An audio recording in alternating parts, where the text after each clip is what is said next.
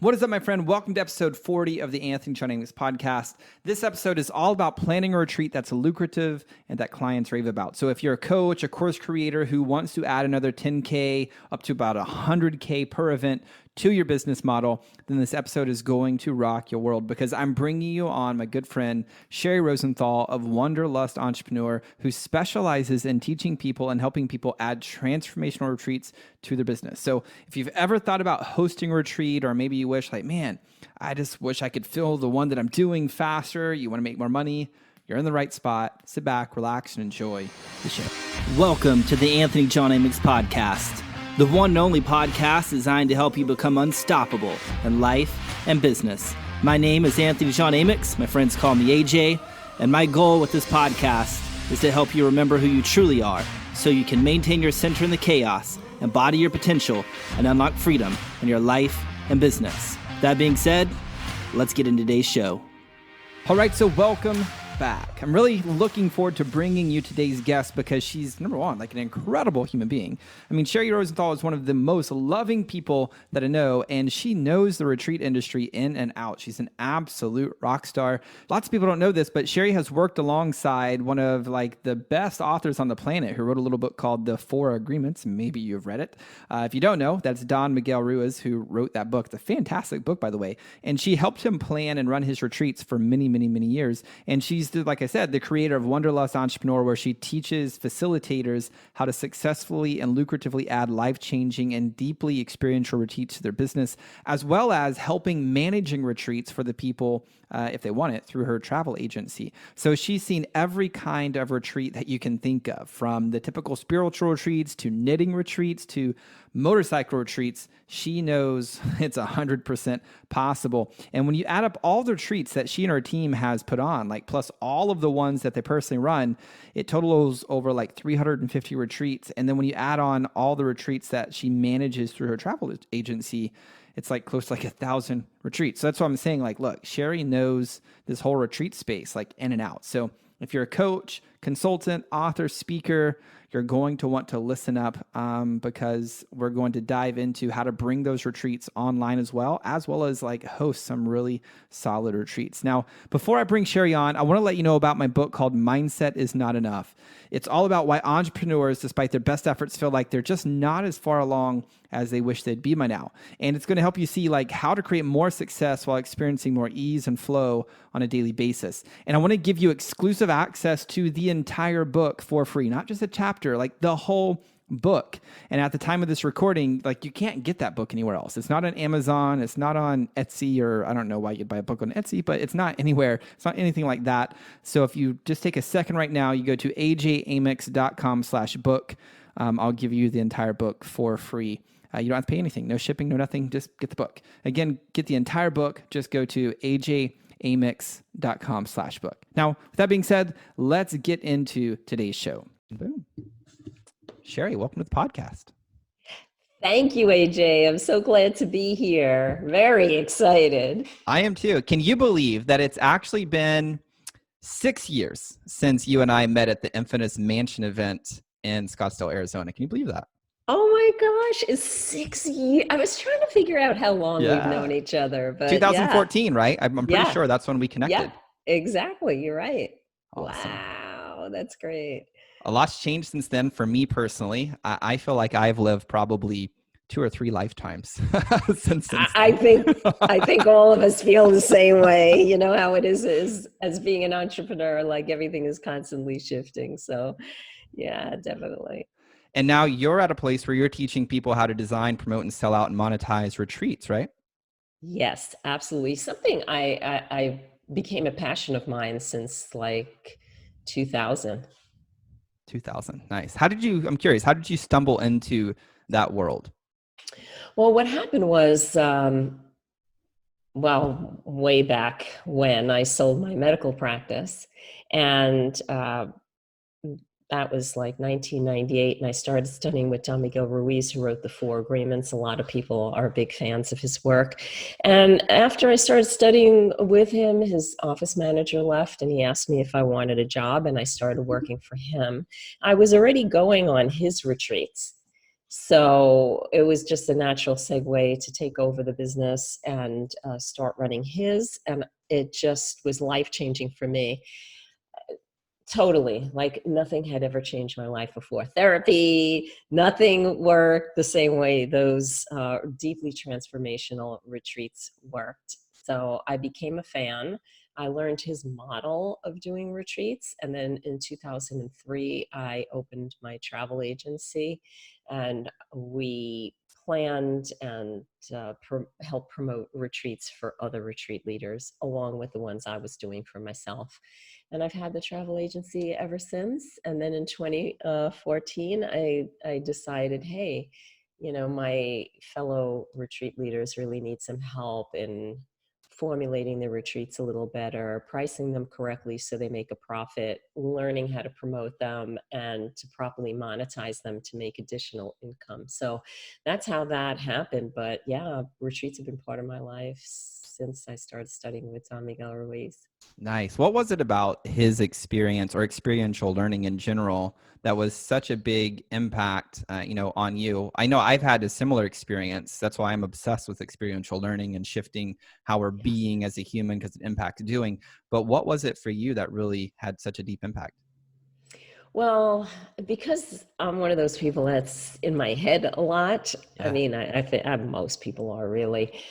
The retreat environment gives you a chance to really bypass the logical mind and really connect deep inside to what is really truth for you and investigate that and see the difference between the information that is really coming through you from source or God or higher self, whatever words you want to use, versus your domesticated programmed mind, which has a lot of limiting beliefs and all of that. So it just gives a chance to be able to access information that maybe you wouldn't normally have access to and feel safe about doing it, because the retreat environment is so nourishing and so it's sacred space in my mind. And Yeah. so when I would you're in agree. that sacred space and you're held by a good facilitator that's going to let you feel free enough and open enough to explore these aspects of yourself that you've been sweeping under the carpet probably for your whole life,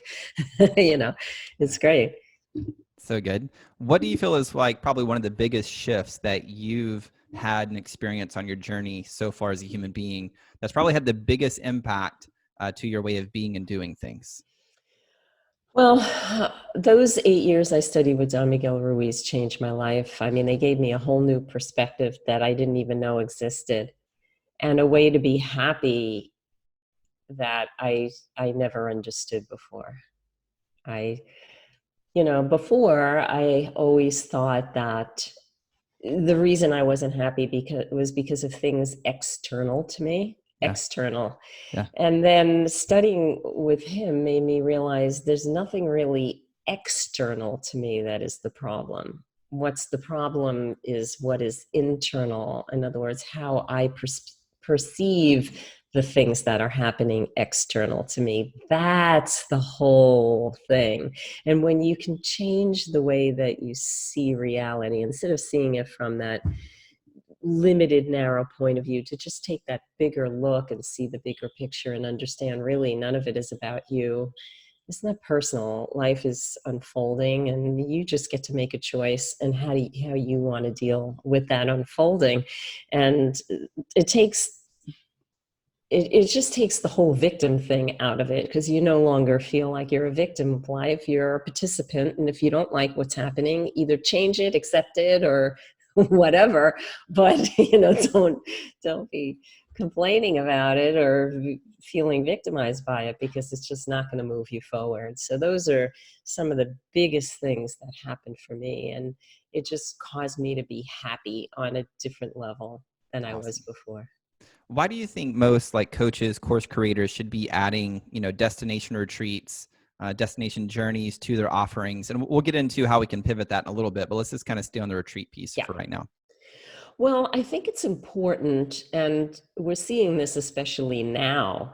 You cannot, as an entrepreneur, put all your eggs in one basket, right? So if you're only online or only working with your clients live, I don't think that's a good idea. I think you need to have a balance between online offerings and in-person offerings. That's just from a more business structure point of view.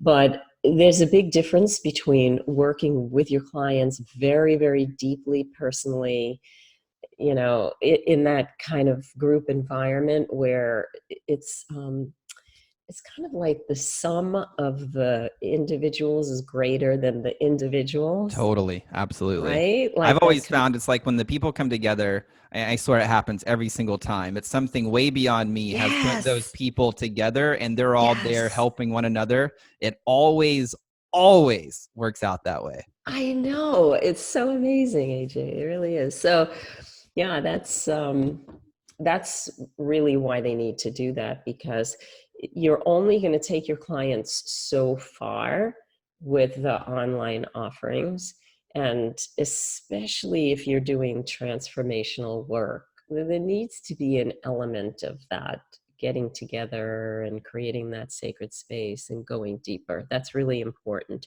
It's just the balance in your business, that's all. And I think if you are not doing transformational retreats, you're missing that part. And it's deeply rewarding for them, and for like me as a retreat leader, I have major shifts just from the opportunity Yeah. of working with people. It's deeply transformational for me. I never come out of it the same person. Yeah, me too. I find the same thing. Yeah. I'm usually always crying at the events that I have, and I'm Yeah. hugging people and being like, "Okay, you were here for me this time, so thank you so much for being here." Yeah, totally Yes. understand and get that. What do you define as a retreat? I think a lot of people may have a misconception. They're like, "Okay, retreat, that's a yoga thing, that's a Yeah. spiritual thing, it's a journey thing." So how would you define like a retreat? Yeah, there's everyone calls everything a retreat today. Like any live event's a retreat. Okay, I get the language; it's popular and people want to use it, but for me, it doesn't work that way. The retreat means to go within, right? So if the experience doesn't have that opportunity in it, it's not a retreat. Like to me, a big live event where someone's speaking from the stage for 3 days, and you have like little breakout groups, to me, that's not a retreat. That's a live event. And it's fine. Live events are great. Workshops are great. Retreats are a chance to go within, and they should be deeply transformational. They are not workshops in pretty places. That always drives me crazy. Like, oh, I'm doing a retreat in Greece, but you're sitting in a hotel room all day long working on shit. Excuse my language. So it's that, to me, that's not a retreat. If you're going to go someplace, then use the mythology of the location to support your work, so that you could even take people out to have an experience that teaches your material. So it's not just talking, talking, talking. Like, for example, one of the fun things we like to do, the people who study with Don Miguel Ruiz, is we like to go to the ruins, Teotihuacan in Mexico. And it's laid out, there's an Avenue of the Dead, and there's many structures there. And you start out on one plaza and you end up on the Pyramid of the Sun. And there's a process we take people through day by day. So it's very little teaching in a room. It's a lot of experiential teaching on the land because of the mythology of the ruins themselves, which is a model of ascension. So it's really great because you take them through this model of ascension for real, and you could never do that in a hotel room. So if you can structure your retreats in a way that allows you to make use of where you are and the energy of where you are for the purpose of what you're teaching, it makes it's a totally different experience. So that's what makes it a retreat for me. So either you're doing a workshop in a pretty place, which is okay, but it's not a retreat, or you're doing a deeply transformational retreat where you're actually, you're taking the client from point A to point B, or making the space for the client to move from point A to point B. And you're using the environment, the activities, the mythology to help that. So it isn't so didactic, it's more kinesthetic, the Yep. experience. Totally understand that. Earlier this year, I went to Kona, Hawaii for a shadow work event. It was a men's event. It was the very Wow. first like men's event that I had participated. Only men. I think there's a time and place for women's event and men's event, and then for both genders Yes. coming together. So I was just really feeling pulled to do a men's event this year. And so one of the experiences, to anchor this for the listeners, and I've talked about this in one of my episodes, I don't remember what number it was, but we had to go. We hiked down into what we called this cattle graveyard, because there's like this group of trees kind of in this very rugged, deserty part of Kona, Hawaii. But for whatever reason, the animals had died there. We didn't know if people had killed them there, if they were slaughtered there, or if they just naturally had gone there and died. But there's all these cattle bones. So the facilitator, Shims Hartwell, amazing guy, he was like, cool, we're going to journey into our death today. And so we I kind of love it. we pre-framed all of that, and we had to think like, Yes. what is it about us that we want to let die? And then we couldn't talk with one another as we walked all the way down. And once we kind of were coming over the crest of the hill to really enter into the space, we had a sage ceremony to set our intentions Oh, again. great. And then we circled up and we did circle work. And it was super, super impactful because we were imagining our ancestors joining us, our father's ancestors for 13 generations on our right side and our mothers on our left side. And that was a crazy, crazy experience where my mind took me, spirit took me. But it was this, I understand what you're saying, using the land that creates this Yes. experience. And in that experience of the land, something does like shift when you can like have the container, held, when you have the spaces held, you're all tapped in.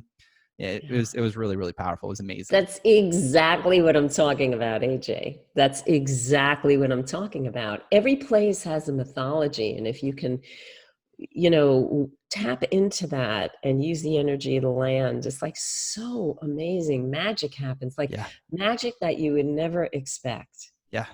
Yeah. There was Very another cool. instance, which I haven't shared, but I'll share it just to anchor one further. I don't remember what part of Kona it was. It was huge. The ocean was crazy, storms. There was these gorgeous trees. I think they called them ironwood trees or something of that nature. They Wow. had all of this green below them, like short shrubbery, maybe like an inch or two high, but it's just really clean, really pure, but like really just rugged and very raw. Lots of feminine power coming in from the ocean. Yes. And so again, we're dealing with shadow work. And so, man, for me, my experience was like the ocean was just like speaking to me and dealing with some stuff that I had coming up within my marriage. The Wow. rocks were giving me clues. Like it was all of the Yes. land was just totally like just downloading information, just really bringing lots of Yes. massive healing. Super powerful, super powerful. Absolutely. I have no doubt about it, AJ. That's how we like to do it, man. That's exactly the way. So that's perfect. And that's what that's my goal for every retreat that we do. So So, good. and that's what we hope to impart to people, because a lot of people who want to do retreats have never been on one Totally. like that. Totally. So they have nothing to model. They don't understand their natural tendency is to structure their retreat just like they would a workshop, and you can't blame them if they haven't had the experience. They don't Sure. really understand, and Sure. and a lot of people will go, well, that's only good for spiritual retreats, but that's not true, because I've seen people do all kinds of business retreats where people's businesses totally shift because they've had a chance to go inside and get that deeper information that, like you were saying, the ocean was giving you or the rocks were giving you. But we don't have that opportunity. We're busy all the time. There's no being, there's only doing. And Totally. so have that time for being, that we have a chance for those messages. So it doesn't matter what you're teaching. It does not have to be like a spiritual retreat or a yoga retreat. It could be anything, anything. Totally. One of the things that we do at my retreat too, just I think this will anchor for business, is we get people clear on what is their castle. Because I think a lot of times society is like, this is the type of castle that you should build. This is the goal. And it's all fabricated, usually due to their mother or father and their culture and their environments Of and all the course. bullshit. And so for the first time, they're like, I don't want to create the thing that I'm doing at all. It's actually this thing, but that vision, that castle's Yes. actually coming from within them. and then they have a clear plan to go execute on that when they leave, but it's coming from a very pure space rather than all the mental bullshit. Correct. Yes, absolutely. Absolutely. That's So awesome. how much money do you think somebody typically makes from a retreat? Unfortunately, and we've done quite a bit of research on this and a lot of polls of our database, and most people actually make no money on a retreat, which is to me deeply unfortunate because I think for the level of transformational work most of our leaders do, there's no exchange of energy. Tell me If more about that. Because I experience, we typically make, and again, these are small, these are like 5, 7 people. Mhm. So we'll make, $20,000, $30,000 from That's what you should be small making, retreats. at least, So it's kind yes. of interesting that people are breaking even or they're losing money. So what's Yes. going on there?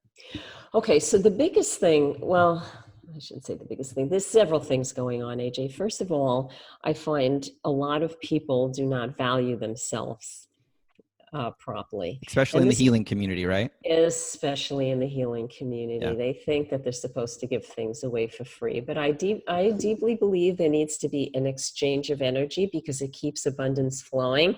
If you are constantly giving, but you can't receive, that is not energetically a sustainable model.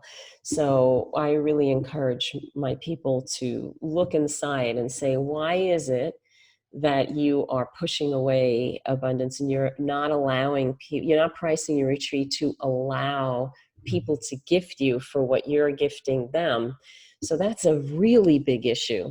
And, that's obviously a mindset issue. So that's on one side.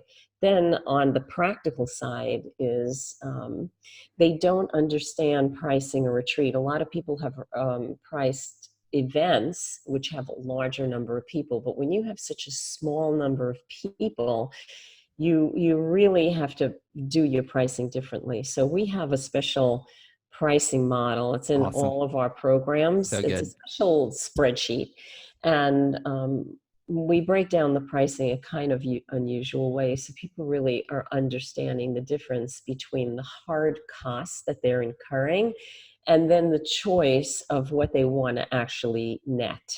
What do they want to take away from it? And a lot of times people, the way they structure their pricing is whatever's left over is what they make. It's not a conscious decision to say, I am doing this and I'm making this amount of money. And lastly, in the practical side, people tend to look at the retreat and say, it's a 5-day retreat. I'm working 5 days. I'm working 8 hours a day. And they think about it in that way. But an average retreat takes at least 100 hours to plan, Absolutely. price, Yeah. sales, promotion, execution, and follow up. So, and that's not a lot, actually, 100 hours. And so when you start taking the net and dividing it, by the 100 hours, most people end up seeing they're making maybe $5 an hour. And you can't run a business on $5 an Exactly. Yeah. So hour. true. So those are the big issues, AJ. Yeah, well, and a lot of people, I don't, I look at it a little bit different too, which is the transformation that somebody's bringing at a retreat, like for some of these people, I mean, and again, this is for good facilitators, they can collapse 5 or 10 years of healing and results into Yes. that small window of time. Yes. And so it's like, well, why would I charge? Why would somebody pay 5,000 or 10,000? It's like, well, you're going to go spend $20,000 on therapy over the next 20 years. That doesn't work properly. That's exactly. I've been there and done that.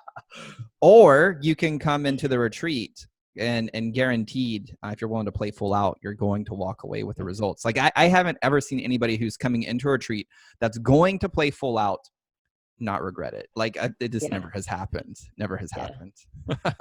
How many people is a Yeah. good number to have in a retreat, do you think, Sheri? It depends on your ability to handle what's going on. For me, when I get to about, if it's a deeply emotional event, when I get to about 12 people, I max out because it's holding the energy for the group. And if there's a lot of stuff going on, it's best to have a co-facilitator just supporting you there too, Totally. because it's a lot to hold. If it's just like more of a straight up business retreat, I don't know. I've done 15 or 16 by myself, but still, when people start breaking down all over the place, it's a lot of cleanup and a lot of Huge. support and a lot of love to put out there, and it's nice to have an assistant. So, depending on the how deep you're going, I think that will determine how many people. There's no right answer Sure, sure, sure. from my perspective. Yeah, I have my good friend Jonathan Heston. He joins me, co-facilitates, amazing human being. Great. And we could do 15 would be stretching it. 10 is Yeah. perfect. Yep. Totally could do, more than that if we needed to. You're But doing really deep work though. oh, huge. There's a Yeah. time, our last retreat, this we were doing, this lady, she was going through this self-love piece. She judged herself, like all of herself. And on the other thing, at the end of the day, we're bringing her out of the pit, and she couldn't do it. She's standing in front of the mirror, and she's holding her breath because she's just like, won't say, I love this about myself. And I'm like, breathe, breathe, breathe, breathe, breathe, breathe, or you're going to pass out. She passes out. Uh-huh. So one of the other guys caught her, so she didn't like fall or anything. Like everything was safe. Yeah. It was fine. So she just comes, pass out. She's right back. And so I'm holding space. Jonathan's holding space. I end up essentially, this is going to sound weird for those who haven't been to a retreat, who haven't hosted one, but you'll totally get it, Sheri. I ended up like holding enough space where I became her highest self. I was not me. And I was just like communicating and asking her questions as that brought her out. But after that whole experience was over and we're able to bring her all the way back to the light and the love, I had to go. I was not on earth. Like I was not my body. Yeah. I had to go outside, dig a hole in the ground, put my hands in the earth and just like breathe and get back on earth and get back in my body and like purge all that stuff. It was intense. So yeah, that is intense, and I've been there, done that. So yeah, I totally get it. And those are the issues, AJ, that you have to really be honest about yourself when you're deciding how many people are going to come. And yeah, so if less people come, you charge more because you're giving so much more attention and, you know, help to people. totally. So, a lot of people think, well, oh, to make the money I want to make, I have to have 50 people. You do not have to have 50 people. You can have Sure. 5 people. Well, I mean, you have to figure out the best structure to be able to take your clients from point A to point B. And as I said, there's no right. If it's 5 people, great. If it's 8 people, great. If it's 20 people, great. If you do it with somebody, great. But that's really important to know so that that container can be held. And so in the situation you just said, you were able to safely take that place and be that channel because you had a co-facilitator with you Totally. that held the 100%. greater space. Totally. So that made that possible. And I've also learned I bring somebody in that handles the food, they clean, they cook, they do Yeah. everything. So when I am there, I'm Oh 100% yeah, you fully shouldn't be present. doing it. You know what I mean? I make sure all of those things are taking place. And I think a lot of people make a mistake because they're like, I'm going to keep costs low. I'm just going to try to do everything, you Oh know? no, no, no, no, no, no, no. No, no. We always tell them do not do that. That's a no-no. So good. So good. Yeah. How long does it take to plan a retreat, do you think?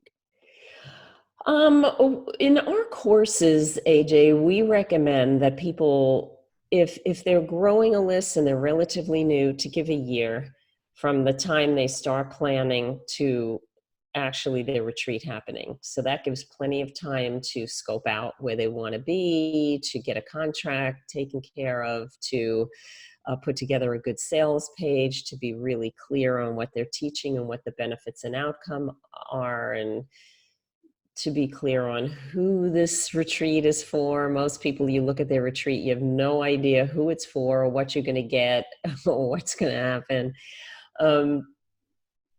Yeah, I think a good year for most people. If you're more experienced, 6 months is a good lead time.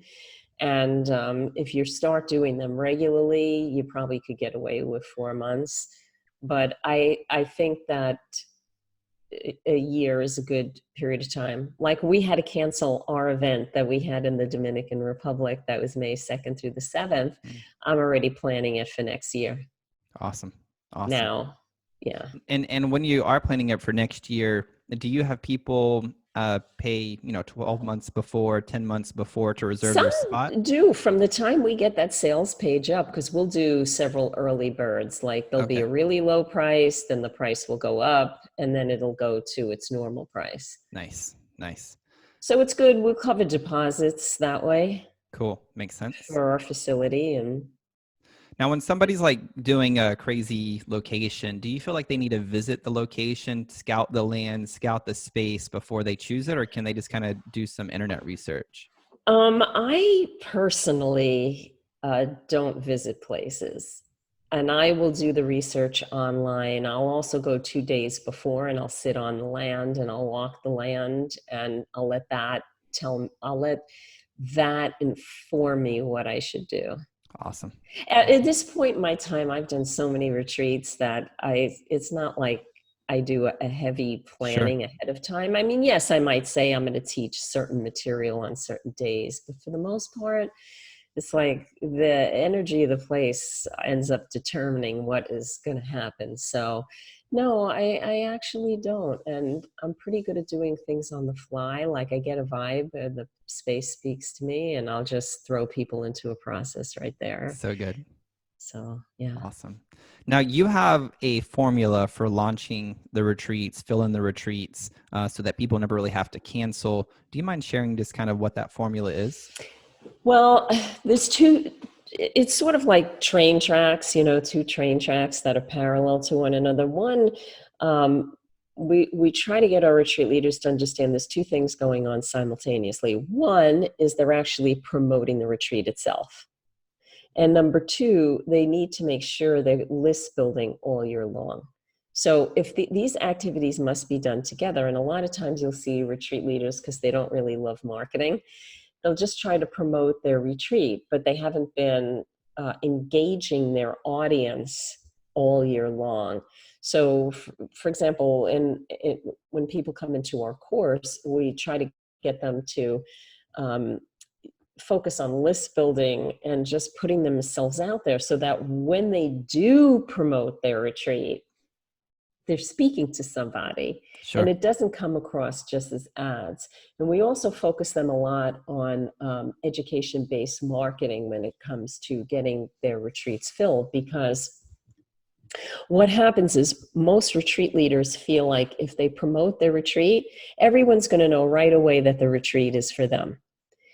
However, it doesn't work that way. Only that small percentage of people that understand what's going fully on in their life and what their problem is, and know that a retreat could be a solution for it, are the ones that are going to be registering for the retreat. But there's lots of people that don't fully understand even what's going on with them, and they certainly don't know that your retreat is going to be a solution. And so you're having trouble filling your retreat because you're only marketing to the people who know they have a problem that could be solved by a retreat. And that's not a really good way of marketing. So when you start doing more education based marketing throughout the whole year, both to grow your list and also to fill your retreat, it changes everything, because now you're speaking directly to the pain points your clients are having in a way that they can understand, which is another issue, because most of the retreat leaders use a lot of their spiritual speak or technical speak, and that's not how people Sure. speak to themselves. Sure. Like, oh my God, I'm having trouble communicating with my husband, and we're Yeah. just not getting along, and we're arguing. People understand like the common language, so it's getting them all on the right marketing road of how are you speaking on your retreat page, and how are you expressing who this is for, so people understand right away, and how are you letting people know that these are the issues you're going to cover, and this is the outcome that is going to happen as a result, and this is also what you're going to experience from just a food point of view, a hotel point of view, an experiential things that you're going to visit and do point of view. So there's so much to the marketing. It's really multifaceted. And so we pull all of those different pieces together. And so now they have a very well-rounded marketing plan. And if they have a really good sales page that they can market from, I think that makes a huge difference, because they just don't put their people into the experience itself. Sure. Most people will write a retreat sales page like it is an event sales page or a product or program sales page. And I find that that doesn't really work for retreats at all. That makes It's sense. not what people are looking for. Now, what is the list building technique that you find working? Is it PDFs? Is it webinars? What are you finding really works for those people? We actually give a range of different activities for people to do, because we find, like, especially in the heart-centered, warm and fuzzy people, you can't make them do something they're actually going to hate doing, because until they're ready to get over their stuff or whatever. Sure, I mean, I'll sure. do anything. It doesn't bother me. But for a lot of people, it does. So for some people, it might be a webinar that works, webinars that work really good for education-based marketing, that then at the end of the webinar might lead to a conversation and then an interview with someone to see if they're right for the retreat or not. It could be different lead magnets. It could be a challenge that leads to the sale of the retreat. It could be any number of marketing techniques Awesome. that you can do. So there's no one right thing. It Sure. depends on, are people good on video? Maybe they're doing something more with Facebook Lives, Awesome. a series of Facebook Lives. But I I like to think that that's more individualized based on the person's talents and what they Yeah, yeah. really enjoy doing. I like that you're doing that. I'm a proponent of there's many paths up the mountain. Yeah, So let's just exactly. kind of figure out which is going to work with you, whether it's a challenge or a webinar. The psychology is the psychology is the Yep, psychology, right? So it's just the mechanism that changes, but the yep, psychology is pretty much going to be the same. The direct response is going to be the same. So that makes sense to me. Now, do you feel yeah. like for retreats, it's better to take people, closing them to a call, and you essentially have a sales call or an exploratory call, whatever you want to call it, if you don't like the word sales call? Or can you just take them to a sales page and let them buy directly from the sales page? It depends on how you like to do it. We have people who will not even let people buy from their sales page. They have their sales page, but they need to speak to the person and Yeah, interview them. I'm one of those people. There's nothing wrong with that. If you, especially if you're doing a very small retreat, you have to be selective. I mean, you can't have someone who's going to like break the energy, or Exactly. who's not prepared for the experience, who, I've run so many retreats now for myself and for others. I have seen just about everything, like alcohol, people having, go crazy with alcohol, to not taking their medications, to getting sick, to having couples have major fights, to having guides who are drunk, or, I mean, like, I've seen it all. I've seen people get so high on retreats, like energy wise, they jump off a pyramid and break a leg. I mean, I've seen all kinds of crazy. But that aside, it's a good idea if you can have an interview with your clients ahead of time. That's certainly going to help and make the process a lot easier. For me, I'll actually let people sign up, but I do like to have a conversation with them. So it's fine, they can sign up. But if I have that conversation and I don't like, um, or I feel like the experience is not going to be good for the person, I will try to convert them to something else. Nice. Makes sense to me. What do you feel like are the Mhm. best ways to monetize the retreat so somebody's adding that 10, 30, or even $100,000 to their bottom line? Actually, AJ, there's lots of ways of doing that. There's ways of doing it on the retreat itself, and then after, you can also, I think, whatever event or whatever it is that you're selling, there should be a follow up to it. One of the worst things I think that I see is people will run a retreat and there's no post retreat offer. So to me, that feels like abandonment, because you have this deeply transformational experience. And then they go home and you're putting them right back into the same situation they were before, maybe with some tools to help them. But the pressure to go right back to the way they were before, because they're going right back into the same dream. You know, you took them into this other dream, which has infinite possibility, and then put them back into that dream again. They need support to help them navigate that so they don't fall back into that again. Because that dream's just going to try to suck them back Sure, of course, of course. right the way it was.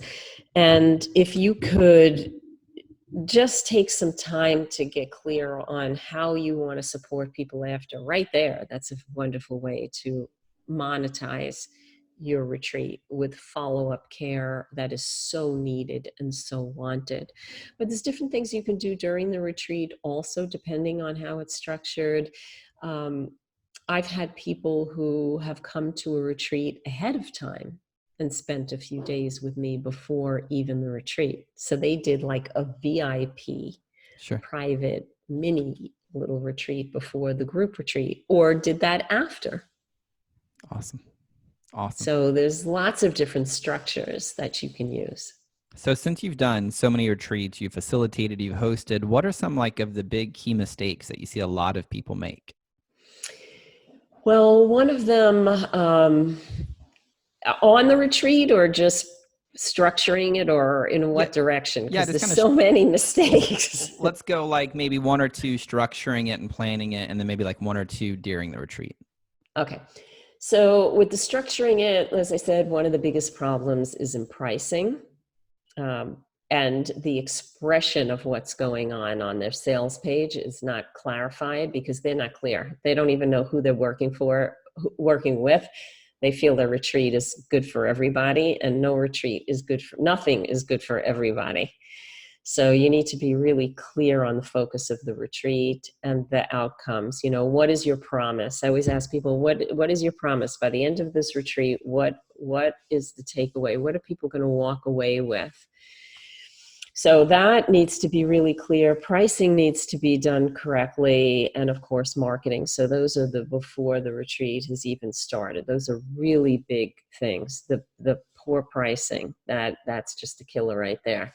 During the retreat, it's all about retreat management, as you mentioned. It's about being present for your people. You shouldn't be cooking, cleaning, or doing those types of activity. All of that should be delegated to somebody else. Your job is transformation.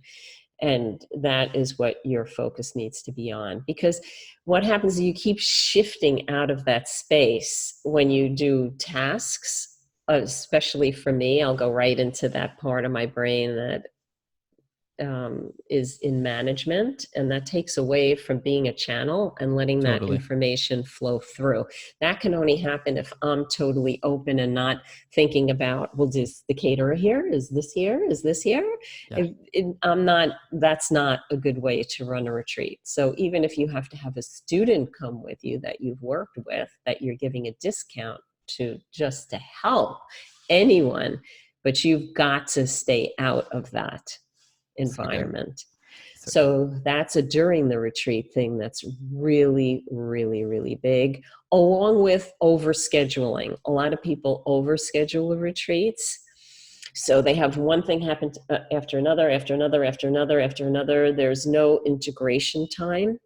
And so what happens is people are exhausted, and you're not giving people enough process time. In other words, to take the material you're teaching and actually integrate it kinesthetically in their body, and make it real. And that is a huge, huge, huge thing. Like retreat leaders get excited. Oh, I want to do this, and I want to do this, and I want to do this, and I want to do this. And then it's like, it feels like you're on a little hamster wheel, which is what everyone's trying to get out of in their lives. That's why they're coming on retreat. So that's why I say you have to keep in mind that a retreat is having time to go within. Yeah, so good. Thanks for sharing that. Yeah. And did I miss anything? Did we want to talk? That was good. There's actually one other question I had for you. Sure. So we're in this place now where, you know, somebody's listening, there's like retreats, we can do that. But at the time we're recording it, we legitimately can't do a retreat. You know what I mean? So how are you seeing people can pivot this type of thing currently until the restrictions are lifted? How are they bringing these things online? Yeah, it's a challenge, AJ.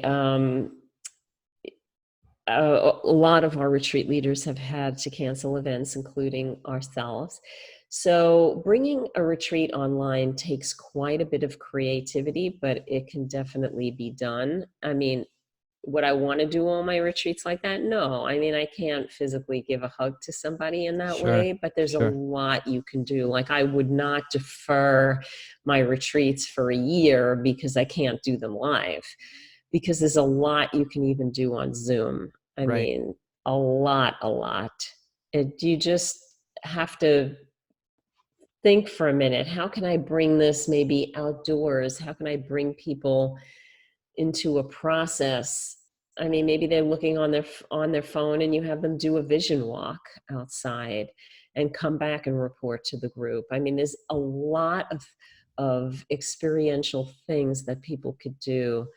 And hey, even like we were talking about the deaf earlier, you could Yeah. have somebody go out and say, hey, go into your backyard and pick up a rock and, sit on the ground and imagine yourself at your funeral. And what would people be saying about you at your funeral? What would you want to change? Are you happy with what they would say about the person you are today? And bury that rock and, take yourself through that process. I mean, you could do that, and they come back and people share and you support them. And so, I mean, it's just how creative you get about it, but there's certainly a lot you can do. You don't have to be sitting in front of the screen all day. Yeah. Makes sense to me. If you Mhm. could go back in time and give yourself, your young, yourself now some wisdom that help you collapse some time to Mhm. like really get these results even quicker now, what would that advice be? I think the best thing I could say is to let go of your attachment to the way that things have to be, and to be open to the magic that comes when you're not attached to things. Because I know for me, I'm one of those hard driven Aries people. And so it's really easy to get stuck into a direction.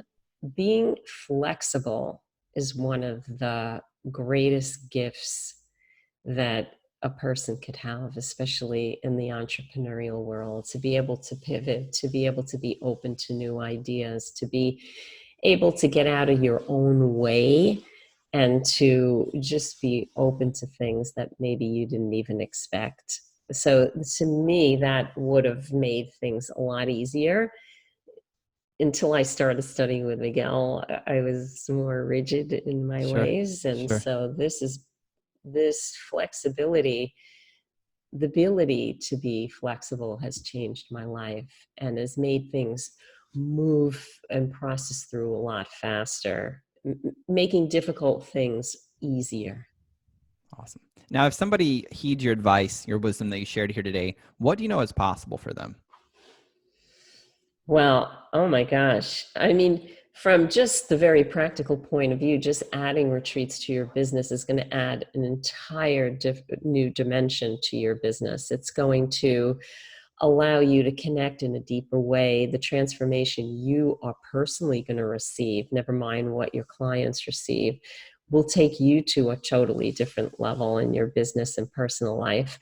And you're going to make yourself have a much better structure in your business should things go like belly up, like they Sure. kind of are right now, where Yeah. people can only be online. And if you didn't have anything online, now you're struggling to get online. So again, it's nice to have that structure in your business, and so you can pivot in any direction. That, I think, this whole situation right now is teaching us to be really flexible. So that's why I bring that up, to be able to have multiple directions. But it'll be life changing.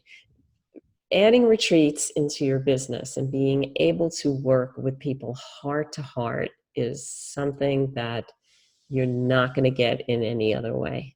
You're not. Yeah. And I know if people want to learn more about you, they can just go to wanderlustentrepreneur.com. You have a series of mini classes going on, like how to turn the retreat into the virtual retreat, which is, super important right now. I think you have 10 ideas for just figuring out how to pivot the offerings so they can bring in some money if they're retreat leaders. Is there anything else you want to share if people learn more about you or how you're helping them? Oh, absolutely. So, I mean, we have so many resources for retreat leaders, AJ. Obviously, we teach several courses on how to plan, price, profit, and monetize from retreats. That is really solid. I mean, our signature course, which is the Retreat Blueprint, people have forever access to the Facebook group. So we see people like 3 years in the future come back in the group and go, Sheri, take a look at this retreat sales page. What do you think? What do you think about the concept? And we'll go through it for them. We have a great community. We have excellent support of our retreat leaders in there to develop their ideas and to help build their lists and to help them, monetize and price correctly and value themselves and all of those good things. And of course, our travel agency even can help manage retreats if people need that. And we can help them plan it worldwide since we are a travel agency too. So we have like the whole kit and caboodle, whatever Awesome. people need, So we good. can support them. Perfect. So if you guys listening, you guys want to run retreats, make money, profitable, have fun, live your soul out, just full on, go to wanderlustentrepreneur.com. Sheri, thank you so much for being here. And I love you to pieces. Thank you so much. No, thank you so much, AJ. I love you. Well, there you have it, my friend. Advice from one of the masters when it comes to healing from trauma, childhood trauma, adult trauma, any trauma, right? I'll tell you firsthand, this is the work many entrepreneurs run from. I mean, many people want the tactics and the tools because they believe that's all there is to the game. Remember, the tactics and tools are just part of the game.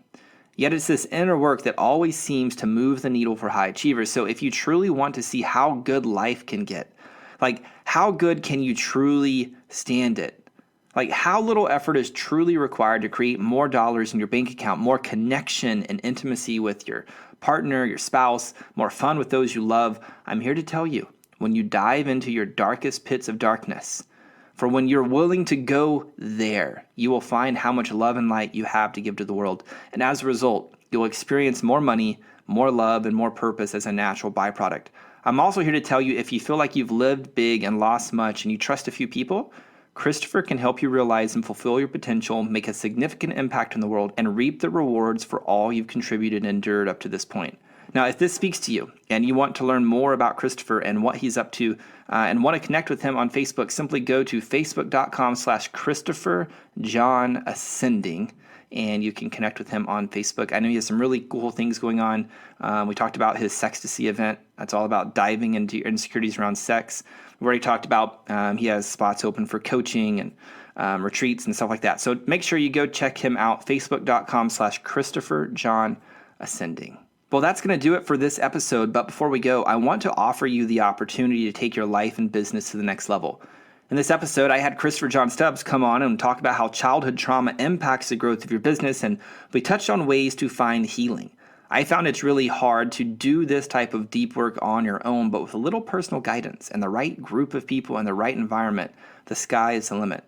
So I'd like to invite you to check out my 3.5-day transformational event called The Uprising. It's an even deeper dive into what you've learned in this episode, and it helps you collapse 5 to 10 years of healing and breakthroughs into 3.5 days. Rest assured, it will help guide you to a whole new level of peace, power, and profits in your life and business. Now, I only allow 10 people to join me for each event, and I only hold this event once a quarter. So if you're serious about unlocking more freedom and success in your life, then head on over to www.uprisingadventure.com, watch the short video about people's experience, and then schedule a time to talk with me to see if you're a good fit for the event. Now, I hope to see you at the event. You can go check that out at uprisingadventure.com. And I look forward to you coming back next time for a new episode of the Anthony John Amix podcast. Until next time, my friend, I'm out. Peace. Well, that's all I've got for this episode of the Anthony John Amix podcast. But we have plenty more to help you become unstoppable in life and business. So head on over to ajamix.com for exclusive resources, information, and tools to help you break through to a new level of freedom, purpose, and success. I look forward to having you back for the next episode. Bye for now.